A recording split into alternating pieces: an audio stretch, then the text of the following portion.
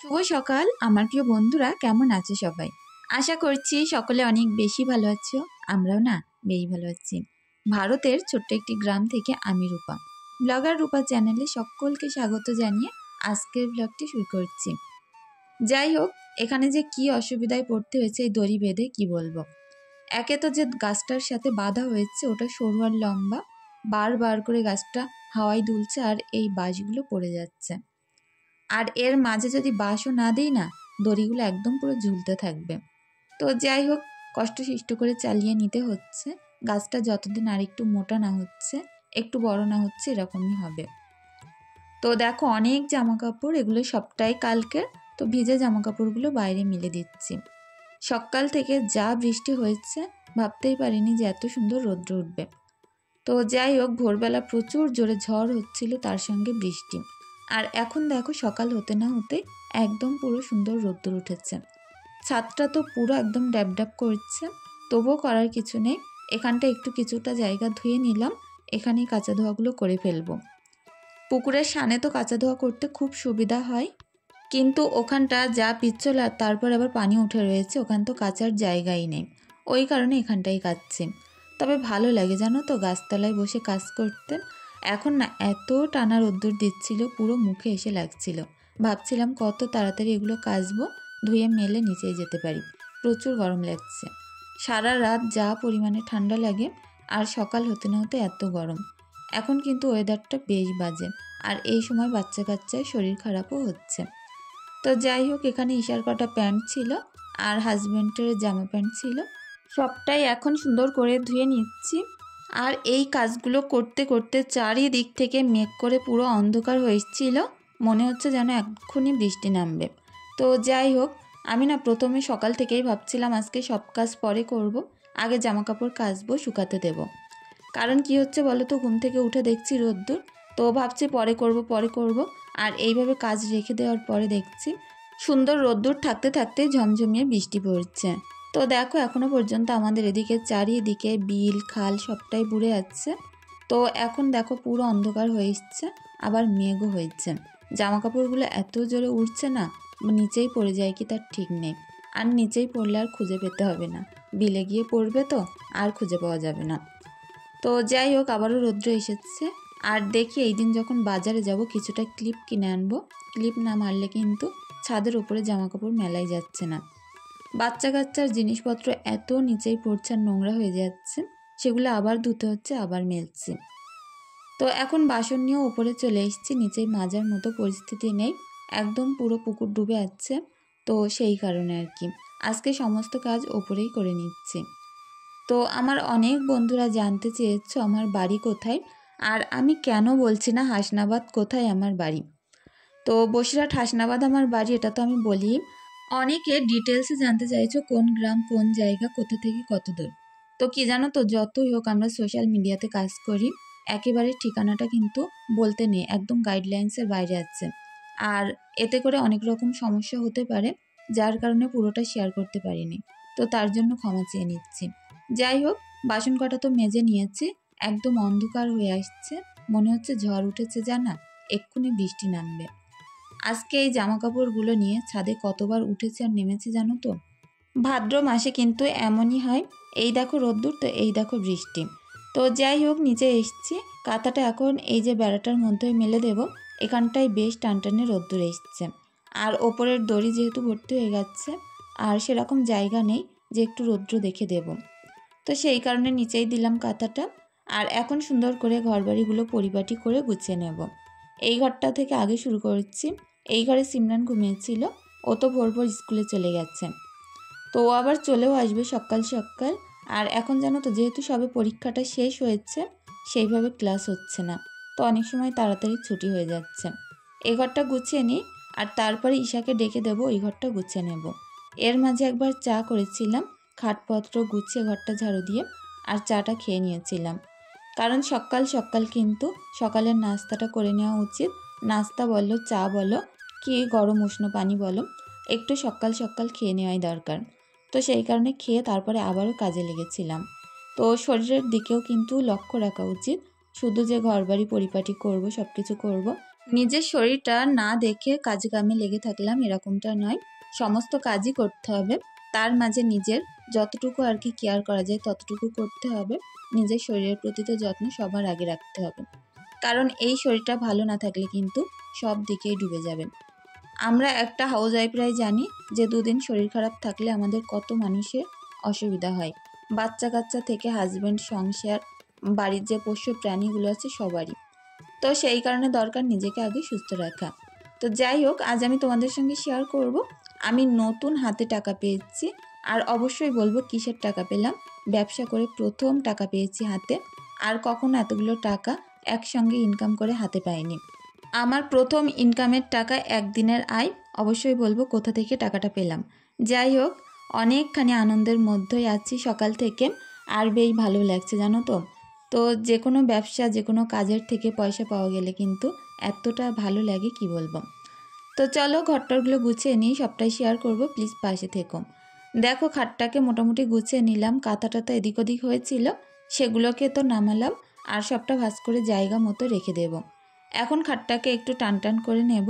আর এই বিছনার চাদরটা ছাই ছাই রং মতো, এটা কিন্তু বেশ ভালো লাগে। তবে ভাবছি এবার কটা হালকা লাইট কালার দেখে কটা বেডশিট কিনবো। এতদিন বাচ্চা কাচ্চা ছোট ছিল, সাহস পাইনি কেনার। তবে এখন যেহেতু একটু বড় হয়েছে, বুঝতে শিখেছে, ওই কারণে নেব ভাবছি। দেখো ক্যাবিনেটটার ভিতরে জিনিসপত্র রেখে দিচ্ছি, বাইরে ছিল আর কি। আর তারপরে এখন উপরটাও মুছে নিচ্ছি। আর তারপরে আমার যে ফ্রিজটা আছে ওটা মুছবো, আর যে ছোট্ট যে আমার টেবিলটা আছে ওটাও মুছে দেব। প্রত্যেক দিন ঘর গোছাগাছির সঙ্গে সঙ্গে এগুলো একটু মুছে নিতে পারলে একদম নতুনের মতো চকচকে থাকে। তো যাই হোক, একা হাতে সমস্ত কাজ করলে কিন্তু একরকম হয়, কিন্তু দুজন তিনজন করলে দু তিন রকমের হয়ে যায়। ওই কারণে চেষ্টা করি শত কষ্ট হলেও একা হাতে নিজের মতো মনের মতো করে গুছিয়ে তুলতে। চলো কাজগুলো করতে করতে আমার কিছু বন্ধুদের কমেন্টে রিপ্লাই দিয়ে দিই। সুমাইয়া আক্তার টুম্পা বোন আমাকে বলেছিলে তোমার বাড়ির যেহেতু চারিদিকটা পানি, তোমার মেয়েদেরকে একটু লক্ষ্য করে রেখো। হ্যাঁ গো, একটু তো ভয় হয়, তবে চেষ্টা করি সবসময় গ্রিনটা দিয়ে রাখার জন্য। অনেক ভালো থেকো বোন। আয়েশা আহমেদ বোনকেও জানাই অনেক অনেক ভালোবাসা। আর আমার আরেক বন্ধু ওমর তহিদ মণ্ডল প্রোফাইল থেকে বোন কমেন্ট করো, বোনের ফোনটা খারাপ হয়ে গেছে, ভিডিও দেখতে পারছো না। তো বোন বলেছে এতটা খারাপ লাগছে কি বলবো, তোমার ভিডিও না দেখলে আমার প্রচুর খারাপ লাগে। আমিও না ভাবছিলাম যে কটা দিন হয়ে গেল কমেন্ট করছো না, কি হয়েছে না হয়েছে বুঝতে পারছি না। তো যাই হোক, এখন বুঝতে পেরেছি, আর আশা করছি খুব তাড়াতাড়ি ঠিক হয়ে যাবে, আর তখন আবার আগের মতো তোমার সঙ্গে কথা হবে। অনেক ভালো থেকো বোন। রীতা লস্কর বোন বলেছ দিদি এত দেরি করে ভিডিও দিচ্ছ কেন? দুঃখ নেই, তোমার ব্লগ পেয়ে এখন অনেক খুশি। অনেক অনেক ভালোবাসা রইল বোন, এতটা ভালোবাসা দেওয়ার জন্য। তো কেন দিতে দেরি হচ্ছে জানো তো? সকাল 10টার সময় যেহেতু আমি ব্লগটা আপলোড করে থাকি, আর তারপরে পোস্ট হতে হতে একটুখানি তো লেট হয়ে যায়। তো আমার না বাড়িতে কোনো ওয়াইফাই নেই, যেহেতু নেটের মাধ্যমেই ভিডিও আপলোড করে থাকি। প্রত্যেক দিন না একইভাবে রাতের মধ্যে আমি কমপ্লিট করে উঠতে পারছি না ভিডিওটা। তো এডিট হয়ে যায় কিন্তু ভয়েস ওভার থাকে বাকি। সকালবেলা ভয়েস ওভার দিয়ে কাজকর্ম করে ভিডিও আপলোড করতে করতে একটুখানি তো লেট হয়ে যাচ্ছে।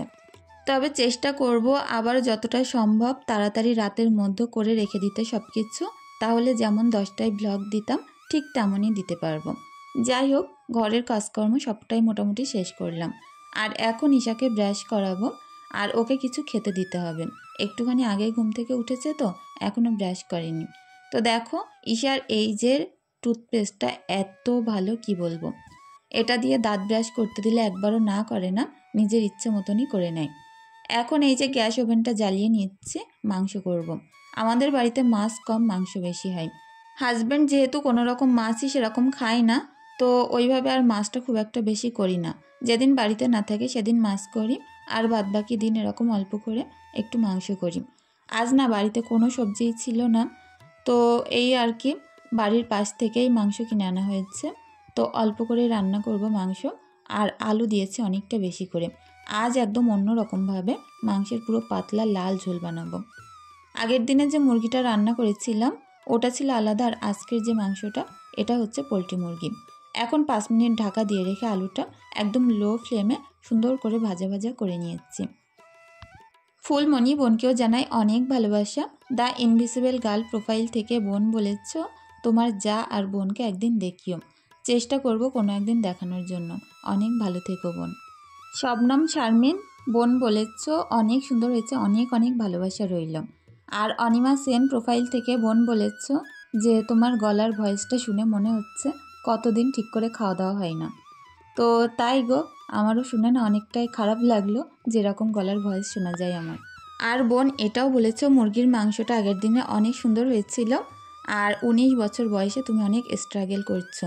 তো যাই হোক, তোমার জন্য অনেক অনেক দোয়া রইল, অবশ্যই একদিন এগিয়ে যাবে। অনেক ভালো থেকো। নাজনীন ব্লগ বোনকেও জানাই অনেক অনেক ভালোবাসা, প্রত্যেক দিন এভাবে পাশে থাকার জন্য। কেমন আছো অবশ্যই জানিও আমাকে। মৌসুমি ব্লগ প্রোফাইল থেকে বোন বলেছ আমার একটা ভাই আছে, একটা দাদা আছে, আমার কোনো দিদি নেই, তোমাকে আমি দিদির মতো মানি। অনেক অনেক ভালোবাসা রইল। আর অবশ্যই না, আমিও তোমাকে নিজের ছোট বোনের মতো ভাবি। কোনো একদিন অবশ্যই তোমার সঙ্গে দেখা হবেই। মুসলিমা ব্লগ বোনকেও জানাই অনেক অনেক ভালোবাসা। ডিএলএস আবিদ প্রোফাইল থেকে দিদি বলেছ যে কাল কমেন্ট করতে পারিনি, বাড়িতে অনেক আত্মীয় স্বজন ছিল সেই কারণে আজ কমেন্ট করলাম। তো অনেক অনেক ভালো থেকো বোন, আর কেমন আছো অবশ্যই জানিও। তৌফিক আহমেদ প্রোফাইল থেকে বোন বলেছ কেমন আছো আপু, জানিও। আমি কিন্তু অনেক ভালো আছি, তুমি কেমন আছো? আজ না রান্নার ঝামেলা খুব একটা বেশি নেই, সকাল সকাল ভাতটা করে নিয়েছি, আর এখন স্রেফ এই মাংসটা করবো, ব্যাস হয়ে যাবে। এখন এত সুন্দর একটা গন্ধ আসছিল মাংস দিয়ে, কি বলবো। মাংস কষানোর সময় কিন্তু দারুণ ফ্লেভার আসে একটা। আর এখন দিচ্ছি একটু মিট মশলা, এটা দেওয়ার পরে তো এটা পুরো অন্যরকম একটা ফ্লেভার চলে আসে।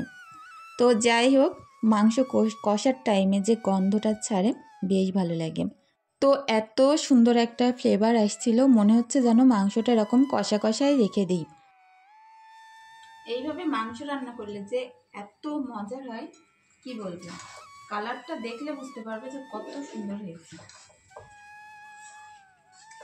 সব কাজকর্ম মোটামুটি হয়ে গেছে, কিন্তু এই রান্নাঘরটা এখনো পরিষ্কার করতে বাকি আছে। তো এখনো অনেক কিছুই তুলতে হবে, পরিষ্কার করতে হবে। রান্নাটা একটুখানি ঝোল দিয়ে নেব, তারপরে দেখি রান্নাঘরটা পরিষ্কার পরিচ্ছন্ন করে ফেলবো। প্রত্যেক দিন গুছিয়ে গাছিয়ে রান্না করতে আসতে পারলে না কাজকর্ম যে কখন শেষ হয়ে যায়, আর এত তাড়াতাড়ি রান্না হয়ে যায়।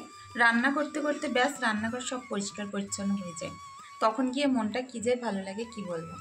আমি এদিকে রান্না করছি, ওদিকে আমার মেয়েরা খাটের উপরে ঘুমিয়ে পড়েছে। তো যাই হোক, আজকে ঈশার স্কুল ছিল না, ওকে স্কুলে নিয়ে গেছিলাম, কিন্তু যা হোক ছুটি দিয়ে দিয়েছে, আন্টির কিছু একটা প্রবলেম ছিল তো সেই কারণে। তো চলো রান্নাটা দেখাই, এখন ঝোল দিয়ে দেবো, দিয়ে বাদবাকি রান্না কমপ্লিট করে এখন রান্নাঘরটা পরিষ্কার পরিচ্ছন্ন করে ফেলবো।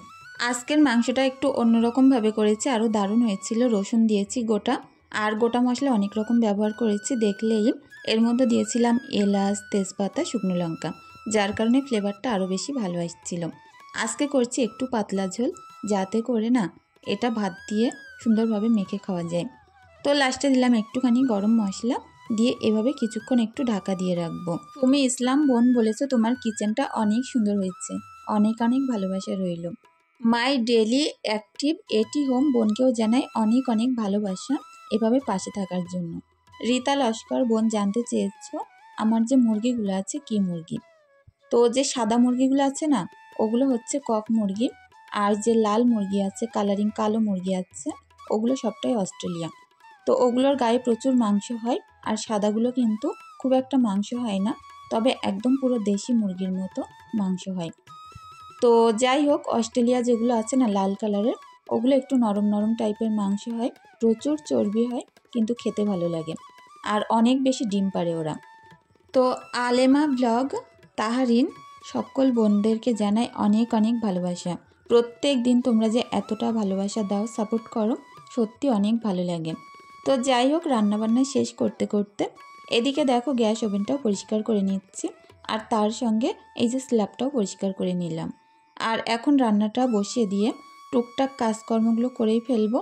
তো দেখো, প্রত্যেক দিন রান্না করতে করতে এরকম কিন্তু মাংস আনলে আমি 2 পিস করে মাংস তুলে রাখি, কারণ কি জানো তো, রাতে যেহেতু ভাত খাই না, এই 2 পিস মাংসের সঙ্গে সবজি মিশিয়ে স্যুপ বানাই। যাব কিছুটা খোসা আছে, এগুলোকে নিয়ে ছাদে যাব, কারণ এই খোসাগুলো পচতে দেব, আর যখন পচে যাবে তখন এগুলোকে আমি আবার সার হিসাবে আমার গাছে ব্যবহার করতে পারবো। তো চলো যে কোনো একটা টবে করে রেখে দিই।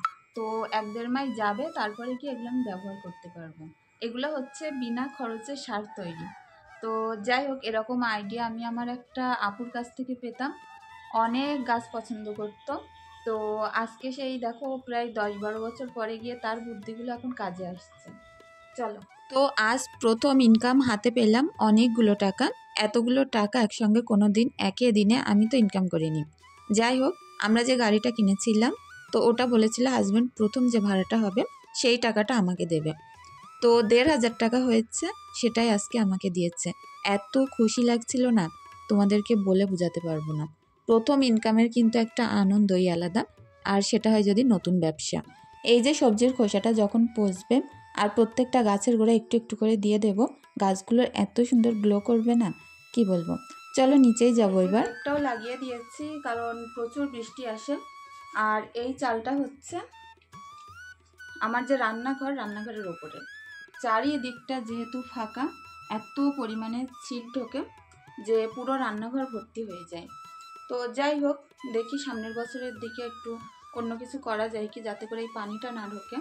তবে যতদিন পর্যন্ত এই বর্ষাটা আছে, এখন তো আর মিস্ত্রি আসবে না, যা হোক করে আস্তে আস্তে ঠিক করে ফেলটা না প্রচুর সরু, এখান থেকে নামতে গিয়ে এত অসুবিধা হয় না, কি বলবো। আর এই দেখো সিঁড়ির ওপরে এখন মাছেদের খাবার এনে রেখেছে। বস্তাটা অনেক ভারী, ওই কারণে সরাতে পারছি না, হাজব্যান্ড আসুক সরিয়ে দেবে কোনো। তো দেখো জাস্ট মাংসের কালারটা অসাধারণ কালার হয়েছে, একদম পাতলা ঝোল বানিয়েছি আজকে। তো বন্ধুরা, আমার আজকের ভিডিওটি এখানেই শেষ করব। যদি আমার কাজের মাঝে কথার মাঝে কোনো ভুল ত্রুটি থাকে, অবশ্যই ক্ষমাসুন্দর দৃষ্টিতে দেখার অনুরোধ রইল। ধন্যবাদ।